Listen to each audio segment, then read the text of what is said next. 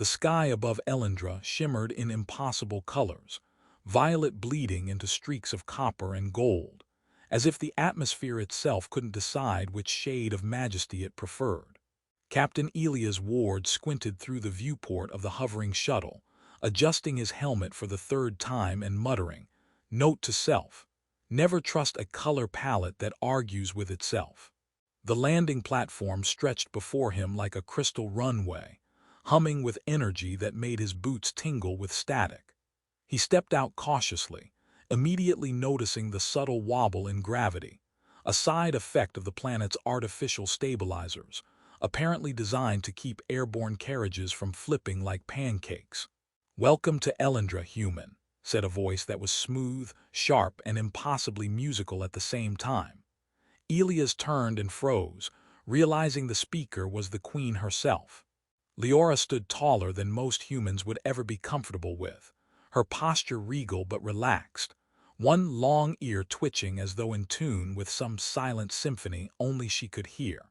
Elias tried to bow, misjudged the angle, and ended up face-planting into the polished floor. The Queen's eyebrow quirked in amusement, though her lips remained a straight line.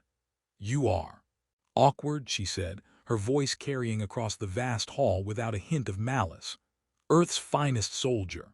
"That's me," Elias replied, scrambling upright and dusting off imaginary dust. "Awkwardness is my specialty, medal-worthy even." He held out his gloved hand, which she ignored entirely. Elias shrugged. Not a fan of handshakes, or gravity, or etiquette apparently. A small creature darted across the floor, its 6 iridescent legs making a soft clicking sound. It sniffed Elias' helmet, then attempted to climb inside it. "I think it likes me," he said, peering through the visor.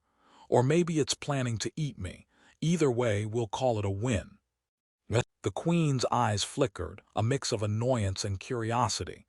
She gestured and the creature retreated, clicking indignantly. "You are an unusual human," she said. "Your humor precedes you, it seems." "I try," Elias said. "Mostly so I don't cry in front of royalty. Though honestly, I'm already halfway there. Your ears are magnificent, by the way, very aerodynamic."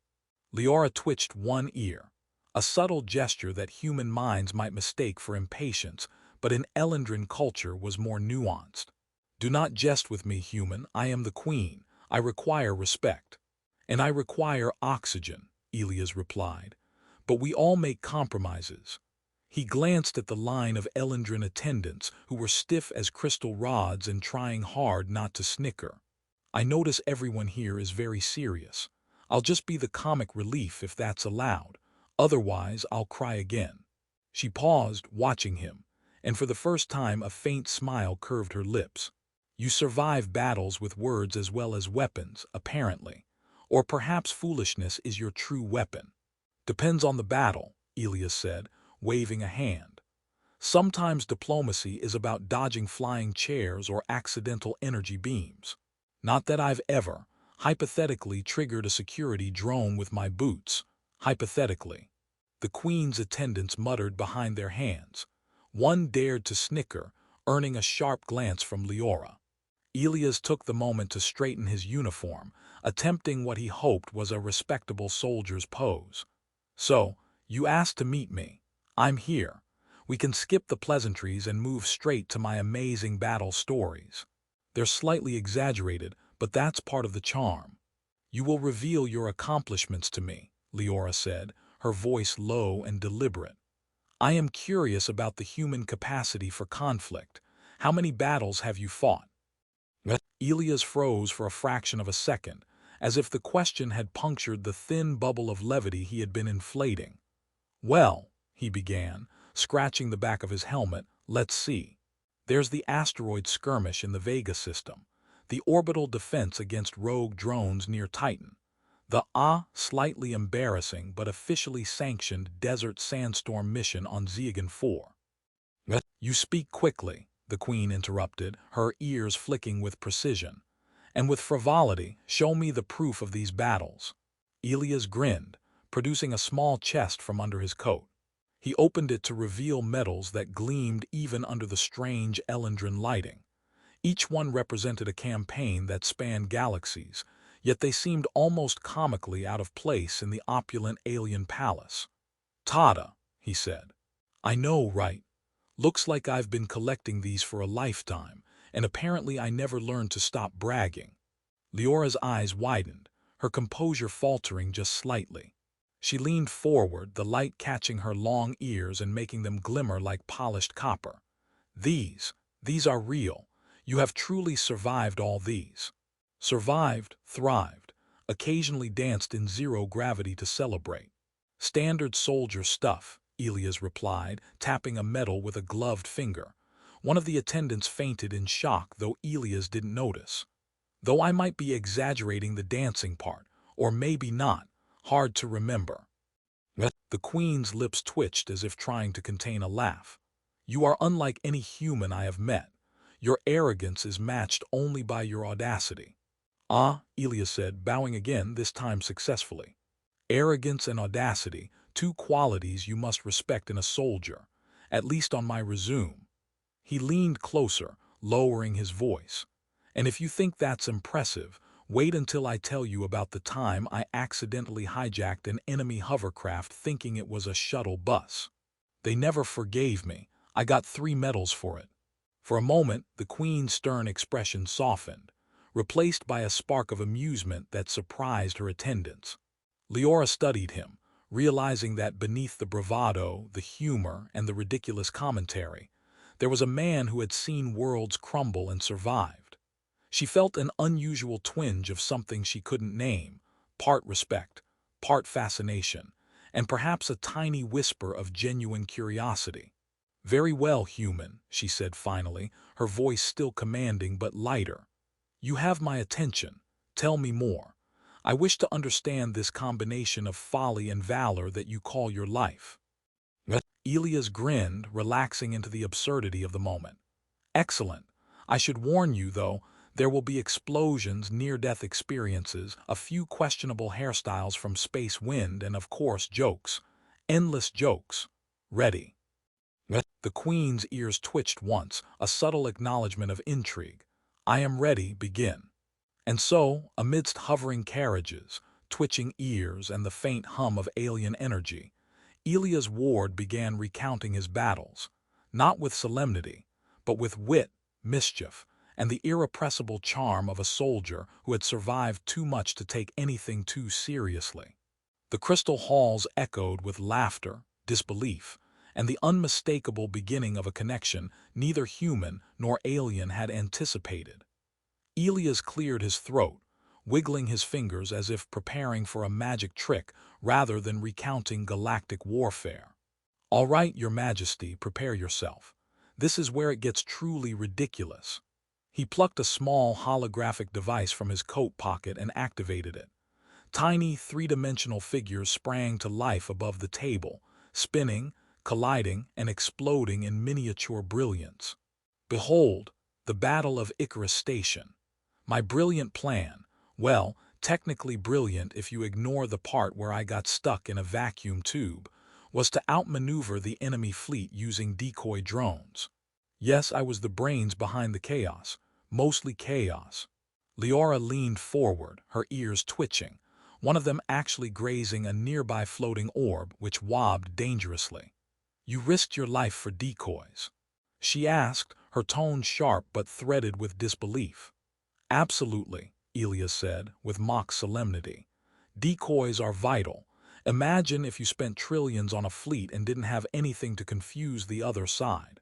That's like wearing your best ceremonial robes to a mud fight. Unacceptable."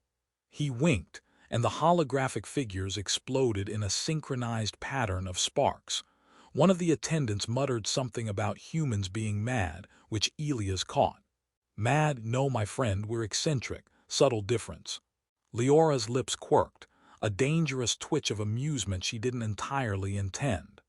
"And these medals," she said, gesturing vaguely, "all earned from these eccentric adventures." "Every single one," Elias said. He pulled another device, this one projecting a tiny floating desert with sandstorms swirling violently around miniature mechs. "Behold, Zeagan 4. My mission was simple: retrieve the lost tech relics of an extinct civilization. The tricky part was surviving the sandstorms that would eat most humans alive. Me. I danced around like a caffeinated insect. And the relics? Leora asked, leaning closer. Her ears flicked in perfect unison, an alien sign of engagement. Elias tapped a small button, and a holographic artifact rose, glowing faintly. Recovered. Though I might have, accidentally, triggered a self-defense system that shot missiles at me. Nothing a well-timed roll and a sarcastic comment couldn't fix. He shrugged with exaggerated innocence. Seriously, I think they appreciated my sense of humor. Or maybe they were just confused. The Queen tilted her head. You speak as if life-threatening events are amusing. Depends on perspective, he said. You see, in the vacuum of space, if you can laugh, you survive. Also makes the other side slightly confused. Confusion is underrated in warfare. He paused, watching her expression, trying not to grin too hard. Though I admit I am unusually skilled at it, possibly a gift. A hovering servant brought a tray of glowing crystalline drinks, which Elias accepted with a mock bow. Ah, refreshments, essential for story time. Hydration is crucial. You'd be surprised how many galactic battles I've won solely because I had a proper electrolyte balance. He took a sip and made a dramatic face. Tastes like starfire and regret. Delicious. Leora's long ears flicked sharply. You treat your exploits lightly. Do you not fear death? Fear is expensive, Elias said. Mostly in wasted brain power and ruined hairstyles. I prefer practical jokes and sarcasm. Works better than fear. He adjusted the straps of his gloves. Besides, I figure if I die, I'll haunt the universe in style. Ghostly pranks, stellar mischief, sounds like a solid afterlife plan. The Queen blinked, and for the first time Elias thought he saw her laugh. Not a full laugh, but a musical vibration in her throat that carried faintly across the hall. You are unlike any being I have met. Perhaps I misjudged humans. Probably, Elias said. We tend to do that. Misjudge, exaggerate, occasionally explode things. You'll get used to it. He activated another hologram, showing a high-speed chase through asteroid fields. This one is the orbital defense of Titan. My team had to intercept rogue drones trying to breach civilian satellites. Easy job, except gravity was wonky and the drones were clever. So we improvised. Strategic spins, evasive maneuvers, a bit of yelling, and some interpretive zero-gravity dance moves. Worked perfectly. Medals all around. One of the Queen's attendants gasped audibly. Interpretive dance. Yes, Elias said, smiling proudly. Highly effective. I call it the ballet of tactical confusion. The enemy never expected pirouettes. Leora's ears twitched in a series of rapid, almost musical beats. Your accounts mix comedy with strategy, yet the results are undeniable. Elias leaned back, balancing on the edge of the table. Comedy and survival go hand in hand. Imagine trying to shoot at someone who is simultaneously juggling plasma grenades and cracking puns. Terrifying, right? He paused. Well, terrifying for them. Not me, obviously. A subtle glow illuminated the Queen's crystal crown as she studied him, and Elias pretended to bow, catching a glint of amusement in her eyes. You are not what I expected from a human soldier, she said softly, almost to herself. I aim to exceed expectations, Elias replied, tapping a medal that hummed faintly with energy. That one saved an entire colony from a rogue AI. Also earned a week of mandatory rest, which I spent trying to teach cats to use jetpacks. Hypothetically, the Queen blinked. You joke even in the face of catastrophe, yet you are unbroken. Precisely, he said. That's the trick. Catastrophe loves a punchline, makes it easier to dodge lasers and survive political intrigue. For the first time, Leora's composure faltered entirely. Her laughter escaped quietly, a rare sound in the courtly halls, and Elias seized the moment. Yes, I knew my zero-gravity slapstick would impress someone. The Queen's ears twitched in a series of precise motions. a sign Elias interpreted as a combination of shock, admiration, and mild exasperation. Your humor is annoying human, yet effective. Annoying is my secondary specialty, Elias said, right after surviving improbable disasters and charming alien royalty. He tapped another medal for emphasis. Highly recommended combination. The attendants exchanged nervous glances, unsure whether to be scandalized or relieved, and Elias noticed a hovering drone wobble in hesitation. "Relax," he said. "The drones are fine. Mostly, probably. I mean, the important thing is you're entertained. That's the victory here." The Queen leaned back, her ears quivering thoughtfully. "Your records are extraordinary, and yet you present them as tales." "Every great warrior needs a storyteller," Elias said, waving a hand at the glowing medals. "Might as well make it fun. The universe is dark enough without adding gloom to the mix." Leora's expression softened, her gaze lingering on him. "Perhaps there is more to humans than I assumed." "There's usually more," Elias said with a grin. "Some of it heroic, some of it hilarious, all of it surprisingly resilient. And I promise, the stories only get stranger from here."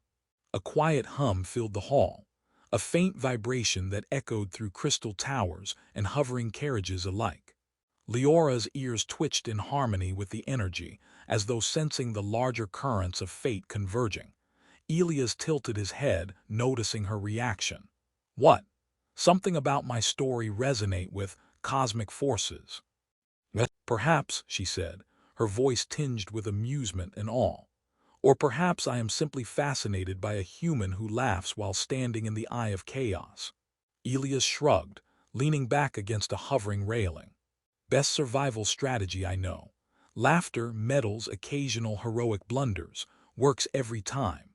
For a moment, the hall fell into a gentle silence, punctuated by the soft clicks of Leora's attendants and the distant hum of the planet's energy fields. Then Elias raised an eyebrow and muttered, "So, do I get to hear about your battles now, or is that reserved for dramatic intermissions?" Leora's long ears twitched in a rhythm that suggested amusement, curiosity, and something dangerously like camaraderie. "Patience," she said. "You will learn that Elandran battles are intricate, but first you have earned the right to rest, human." Elias grinned. "Rest? I was hoping for zero-gravity dodgeball, but I suppose this will do." And as he settled into the soft glow of Elandra's palace, medals gleaming and humor intact, a quiet understanding began to grow between soldier and queen. The laughter, the absurdity, and the unlikeliest of heroics were weaving a bond neither of them had anticipated, hinting at adventures yet to unfold across stars and galaxies. The air in Elandra's grand hall buzzed with low-energy currents, the kind that made every metallic surface hum faintly, as though the planet itself were holding its breath. Elias had spent what felt like hours recounting improbable battles, and yet he still felt strangely energized. His medals glinted in the iridescent light, tiny stars of human audacity against the alien opulence surrounding him. Leora's long ears twitched rhythmically, a subtle sign that she was no longer just listening but enjoying. It was a thought that gave Elias a small, smug sense of victory.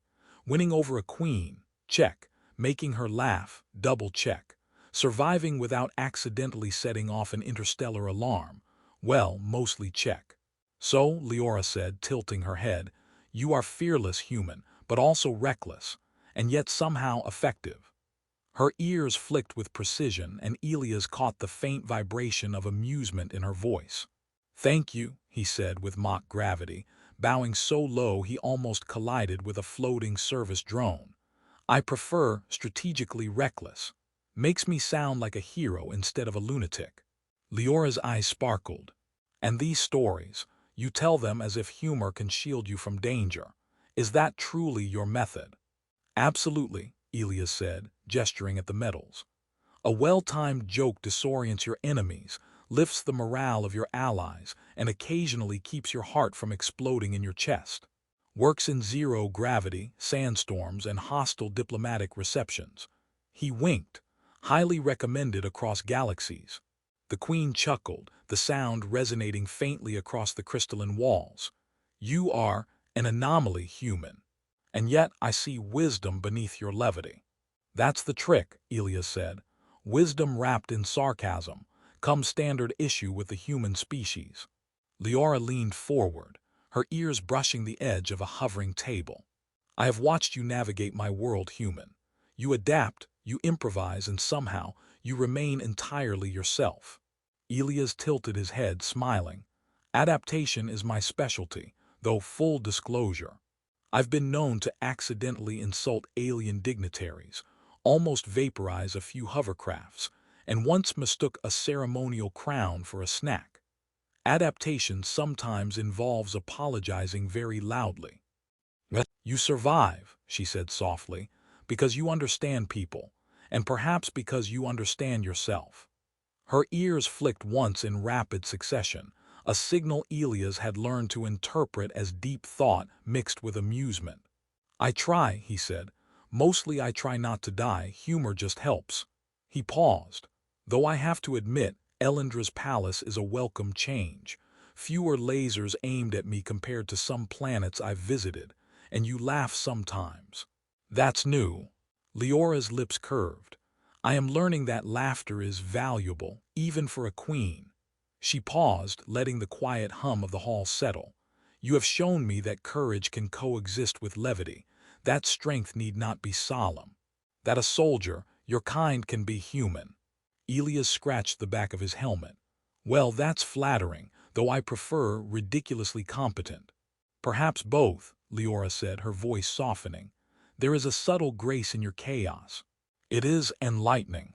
For the first time, Elias allowed himself to relax fully, seating himself on one of the hovering benches. So, what now?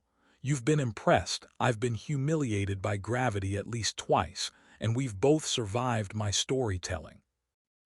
Leora's ears twitched thoughtfully. Now, we consider partnership. You have brought your perspective, your courage, and your humor into my court. I see that humans, despite their flaws, can be valuable allies. Elias raised an eyebrow. Partnership. As in interstellar collaborations, top-secret missions, occasional zero-gravity misadventures. Precisely, she said, allowing a small smile. Your victories are impressive, human. But more importantly, your approach, it has changed my perspective. Elandra has always valued precision, discipline, and control. You have shown that unpredictability, levity, and audacity have their place. That is a lesson I will not forget. Elias grinned. Glad to be of service. Also, full disclosure, my services come with occasional puns and the occasional accidental chaos. Leora's ears twitched, brushing against a hovering hologram, and Elias noticed the faintest shimmer of approval in her eyes. I believe I am prepared for unusual measures, she said, including your brand of chaos. Elias laughed, a deep, easy sound that echoed through the crystal towers. Excellent. Then I suppose we're allies now, maybe even friends or dangerous partners in crime depending on how the next few missions go. You have earned my trust, Leora said, and perhaps my curiosity. Elias raised a hand dramatically. Curiosity noted, filed, added to the medal of intergalactic diplomacy. Next, optional zero-gravity tea party. Perhaps, she said, one corner of her mouth twitching. We shall see. The palace drones hummed in the background, the floating orbs casting kaleidoscopic reflections across the room. Leora's ears flicked again, in a rhythm that suggested amusement, thoughtfulness, and subtle planning. Elias leaned back, letting the soft light wash over his medals and the faint scars of 1,000 improbable adventures. You've changed, human, Leora said, her tone unusually soft. Not in the way of power or conquest, but in perception. You see possibilities where others see only rules. You find humor where others find fear. You survive because you are alive in the fullest sense. Elias tapped the nearest medal with a gloved finger. And you've changed, too, your majesty. Or at least, Your ears are twitching in ways I can read now, which is practically the same thing. I think you're learning to let life surprise you, and laugh. Perhaps, she said, her gaze steady, perhaps I am. The two of them stood quietly for a moment, the soft hum of the palace surrounding them like a living organism. Beyond the crystal walls, Elandra's twin suns cast shifting shadows across the towers and the hovering platforms, and somewhere far above, distant starships traced arcs across the colored skies. Elias felt the familiar thrill of the unknown, but it was tempered now with a rare sense of calm. He had survived impossible odds before, but this was different. This was partnership. Ready for the next adventure? He asked, his grin spreading wide. I am ready, Leora replied, her ears flicking in perfect unison, a subtle rhythm that echoed trust, amusement, and anticipation. Elias laughed, a sound full of relief, triumph, and humor. Good. Because I have a feeling the universe isn't done with us yet.